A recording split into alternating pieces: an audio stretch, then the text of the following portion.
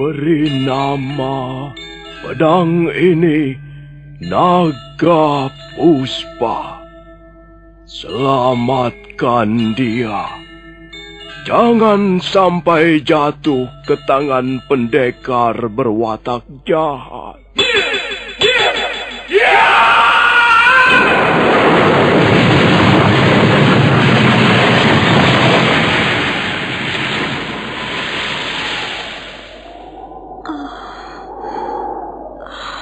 Kakang Kamandanu, kau masih juga tidak percaya bahwa aku mencintaimu. Mesin, maafkan aku, Mesin. Mesin, Mesin!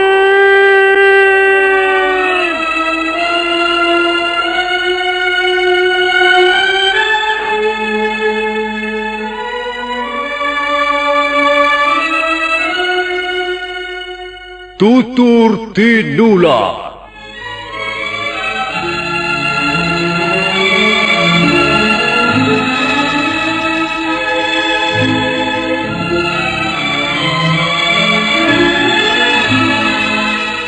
Sebuah sandiwara radio serial, produksi Sanggar Cerita dan Teater Sanggar Prativi. Sebuah kisah dengan latar belakang sejarah runtuhnya Singasari dan berdirinya Kerajaan Majapahit.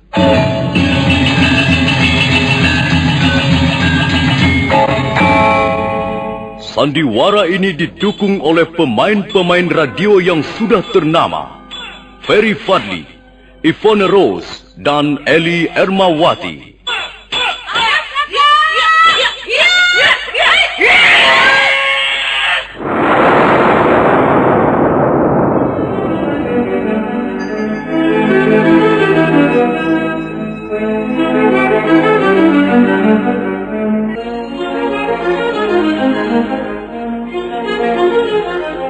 Cerita ini ditulis dan diolah oleh S. Tijab, hiasan musik dan sutradara C. Ispriyonoka.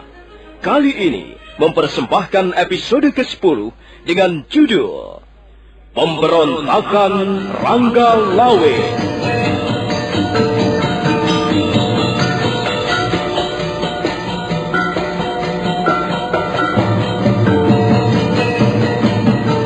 Dalam seri ke-284 ini didukung oleh para pemain Eli Ermawati sebagai Mesin, Herman sebagai Wong Yin, Yanuar sebagai Ratanca, dan Asdi Suhastra pembawa cerita. Selamat menikmati.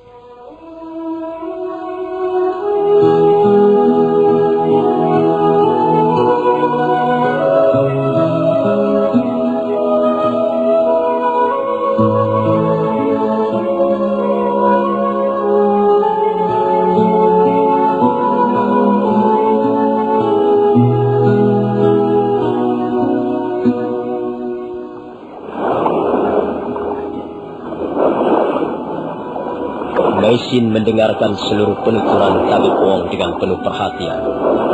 Tabib Wong mengisahkan pengalamannya ketika tiba di tanah Jawa dan mengenai pertemuannya dengan seorang kakek bernama Empu Dipa. Setelah pertemuannya dengan orang tua pribumi itu, Tabib Wong menyadari bahwa ilmu pengobatannya masih belum seberapa banyak. Semenjak itu dia mulai memperdalam ilmu pengobatan dengan cara menggabungkan antara ilmu pengobatan berdasar akal sehat dan ilmu pengobatan berdasarkan kepercayaan, keyakinan, dan penyerahan diri.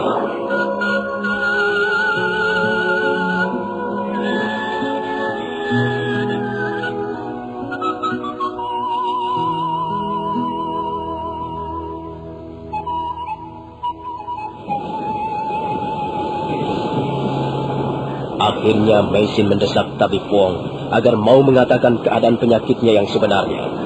Semula Tabib Wong berusaha menghindar, tapi akhirnya Tabib Wong terpaksa juga mengatakannya.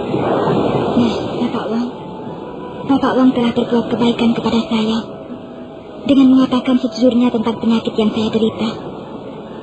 Berarti Bapak Wong telah memberikan kesempatan kepada saya untuk bertobat. Selama ini barangkali hidup saya dipenuhi gelimang dosa. Dan untuk mengisi sisa-sisa hidup saya yang sudah tidak berapa lagi jauhnya, saya hanya ingin berdoa. Saya hanya ingin mendekatkan diri kepada Yang Maha Kuasa. Nona Mesin. Nona Mesin tidak perlu berputus asa seperti itu. Saya ingin menawarkan sebuah cara yang barangkali bisa menyembuhkan penyakit Nona Mesin. Sudahlah, Bapak Wong. Bapak Wong sudah berbuat banyak sekali untuk menolong saya. Terima kasih atas jasa-jasa baik Bapak Wong. Tapi sudahlah. Hal itu hanya akan membuang-buang waktu dan tenaga saja. Tidak, Nona Mesin. Saya ingin menawarkan sesuatu.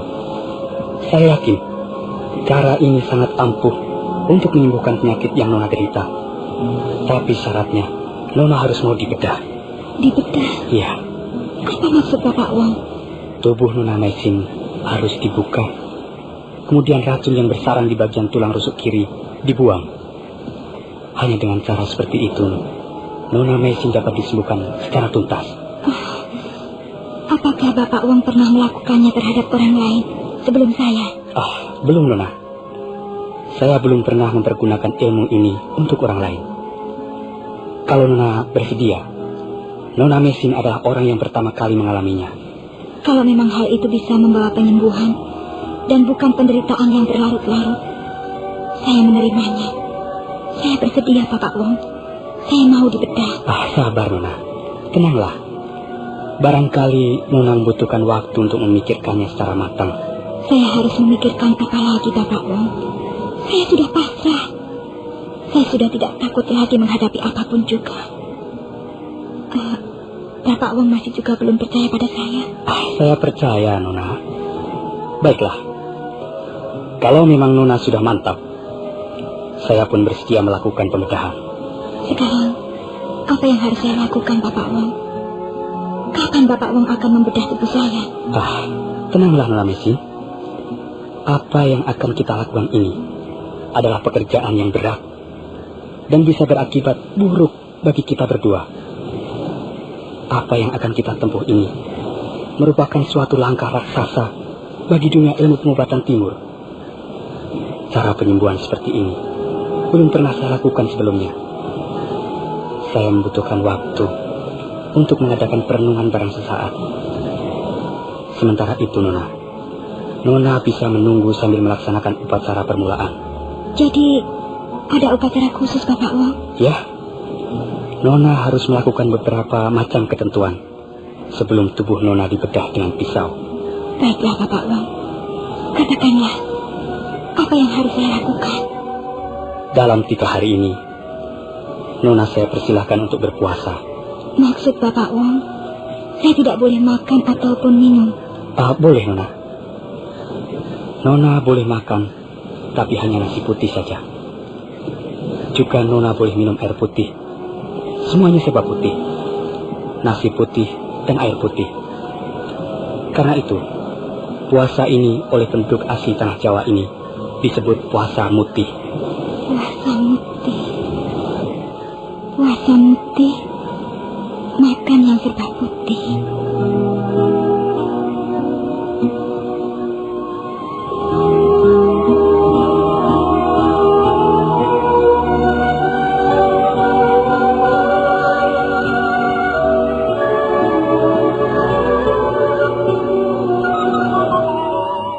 Apa yang kau lakukan itu, Ratansa?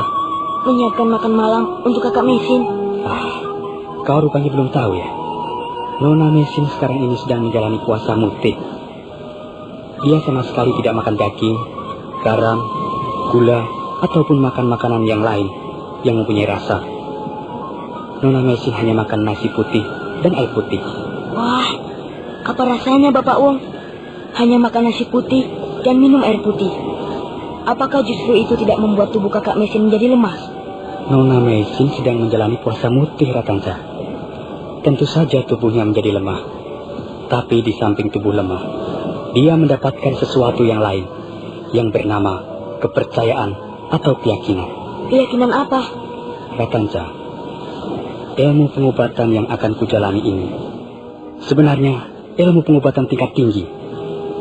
Pikiranmu tidak akan mampu meraih segala makna yang terdapat di dalam ketentuan-ketentuan upacara ilmu pengobatan ini. Tapi sekedar untuk pengetahuan, boleh juga kau mendengarkan apa yang akan kukatakan ini. Dengar baik-baik, Ratanca. Orang hidup tidak bisa dilepaskan dari makan dan minum. Semua barang yang hidup di muka bumi ini pasti makan dan minum dengan caranya masing-masing. Tapi jarang orang menyadari bahwa apa yang dimakan dan bagaimana cara makan seseorang akan banyak mempengaruhi tingkah laku dan wataknya sehari-hari.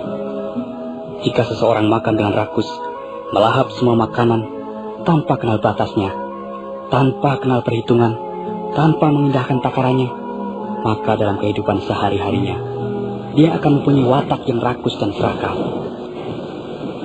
Itulah sebabnya manusia menciptakan kebudayaan makan. Makan harus diatur, baik waktunya ataupun jumlahnya, ataupun jenisnya. Kebudayaan makan mempunyai tujuan membuat harkat dan martabat kehidupan manusia menjadi lebih tinggi dibanding binatang. Lalu, bagaimana dengan puasa muti itu, Bapak Wong? Apa hubungannya dengan ilmu pembedahan yang akan Bapak Wong lakukan terhadap Kakak Mesin? Dengan lebih dulu menjalankan puasa muti, hati dan jiwa Nona Mesin akan menjadi bersih. Begitulah yang akan kita harapkan. Dengan menjalankan puasa muti, maka keyakinan seseorang akan tambah kuat. Dia tidak takut lagi menghadapi mara bahaya. Jiwanya akan mudah pasrah. Kecemasan akan lenyap, dan hatinya akan tenang. Pikiran tidak kacau. Jika seseorang hatinya tenang dan pikirannya jernih, maka timbullah semangat dan kekuatan dari dalam dirinya untuk menanggulangi segala macam mara bahaya. Sudahlah, Ratanca. Kau pasti belum dapat sepenuhnya memahami apa yang baru saja kujelaskan. Sekarang, siapkanlah makan malam untuk Nona Mesin. Cukup nasi putih dan air putih saja. Baik, Bapak Wong. Saya akan mengantarkannya ke bilik Kakak Mesin. Ya.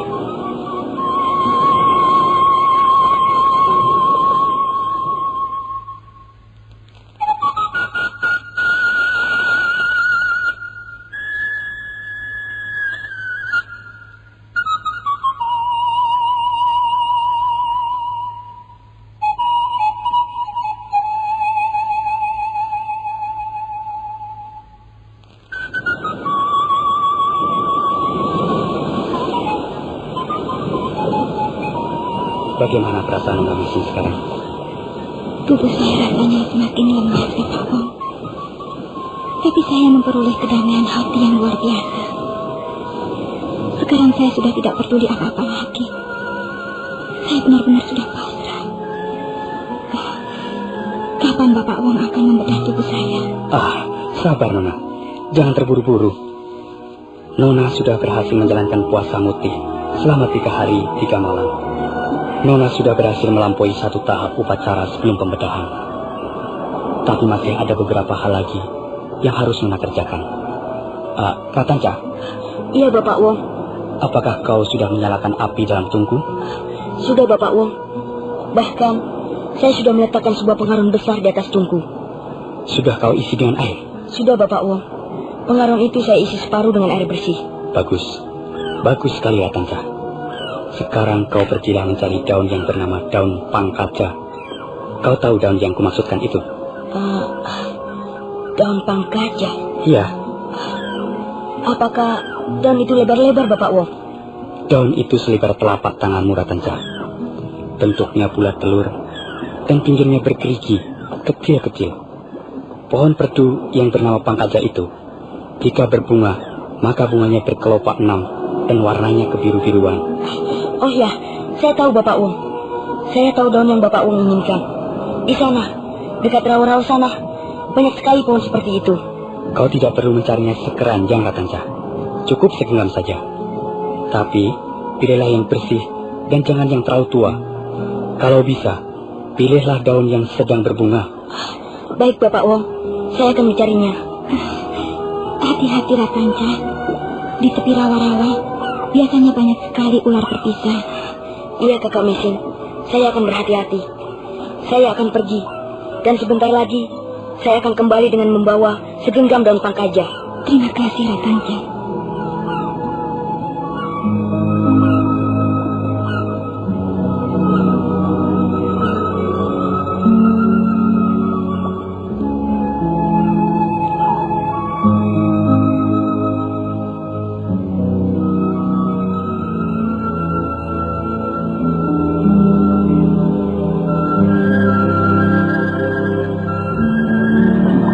Ratanja, bocah sekitar usia 10 tahun itu, segera berlari-lari kecil menuju rawa. Matanya liar melihat ke sana kemari, menelusuri semak-semak perdu yang banyak tumbuh di pinggiran rawa. Akhirnya dia menemukan daun yang dicarinya. Setelah membawa beberapa puluh lembar daun pangkaja, Ratanja segera kembali berlari-lari ke pondok Tabib Wong. Lihat Bapak Wong, lihat. Bukankah daun ini yang Bapak Wong maksudkan? Waduh, Ratanja. Rupanya kau baru saja berlari kencang sekali. Kau tidak usah terburu-buru, nak. Tidak usah berlari-lari seperti itu. Nanti kau lelah. Ya, daun inilah yang saya maksudkan. Apakah daun ini harus segera direbus, Bapak Wong? Iya, rebuslah daun ini di dalam pengaron yang sudah kau isi air. Apinya jangan terlalu besar. Sedang-sedang saja. Cepat kerjakan, Ratanja. Ratanja itu anak baik sekali, Bapak Wong. Di samping itu, dia juga cerdas. Dia berbakat sekali menjadi seorang tabib, Nona Mesin. Ingatannya sangat kuat. Dan minatnya dalam bidang pengobatan juga cukup besar. Saya yakin, kalau dia mau terus belajar dan tidak sombong, suatu ketika, dia akan menjadi seorang tabib yang ternama. Kalau memang dia berbakat, Bapak Wong tentu mau membimbing anak itu. Sudah pasti, Nona Mesin. Saya sangat menyayangi anak itu. Dia sudah seperti anak saya sendiri. Saya tidak tahu di mana sekarang ini orang tuanya. Dia ikut saya semenjak masih kecil sekali. Semenjak berusia 2 tahun. Ya, sekalipun dia hanya seorang anak kecil, tapi saya sudah sangat banyak berhutang budi padanya. Nona Mesin terlalu berperasaan. Nona tidak usah terlalu banyak berpikir macam-macam. Sekarang Nona silahkan istirahat barang sejenak. Kita tunggu Ratanja merebus air daun pangkaja.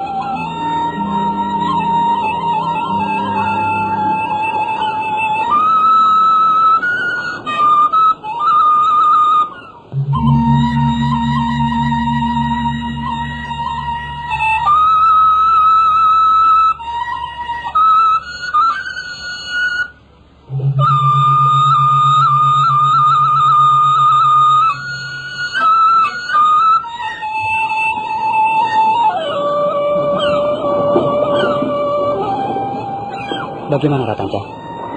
Kau sudah selesai merebus daun itu? Sudah, Bapak Wong. Lihat saja. Airnya sekarang berubah menjadi kecoklat-coklatan. Api tungku sudah kau matikan sejak tadi? Sudah, Bapak Wong.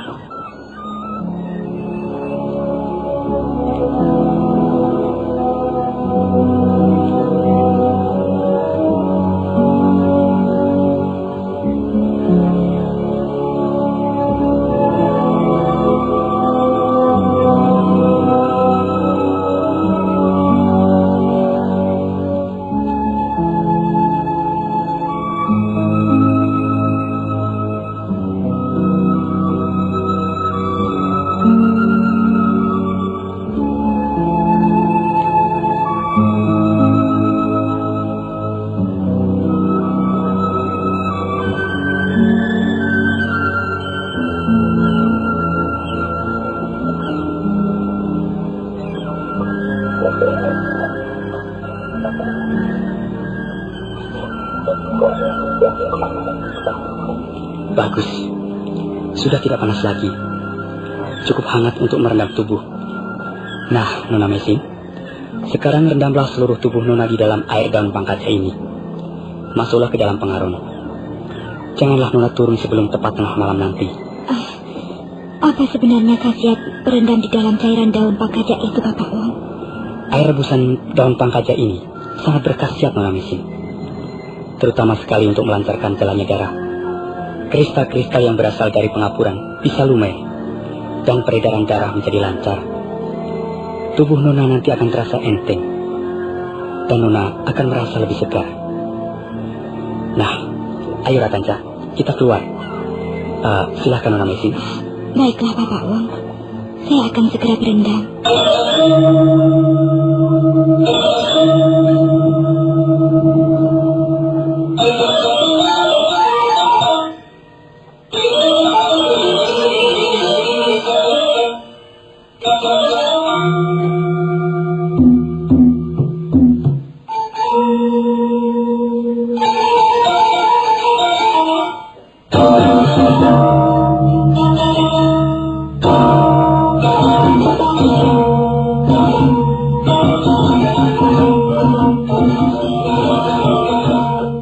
Meisin menuruti saja apa perkataan Tabib Wong. Entahlah, tiba-tiba dia ingin sembuh. Maka setelah Tabib Wong dan Ratanca keluar, Meisin segera menanggalkan seluruh pakaiannya. Selanjutnya dia mencelupkan tubuhnya yang putih mulus ke dalam pengaran atau kuali tanah yang besar yang berisi rebusan daun pangkaja.